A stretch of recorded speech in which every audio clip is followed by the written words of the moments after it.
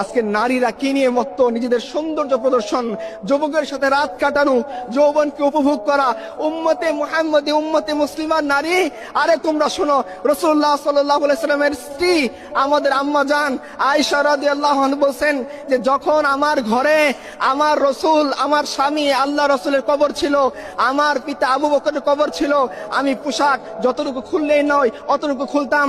যেদিন আমার ঘরে ওমর ফারুকের কবর দেয়া হয়েছে, এরপর থেকে এই ঘরেও আমি কোনো পর্দা লঙ্ঘন করিনি, কারণ এইখানে ওমর ফারুকের কবর আছে।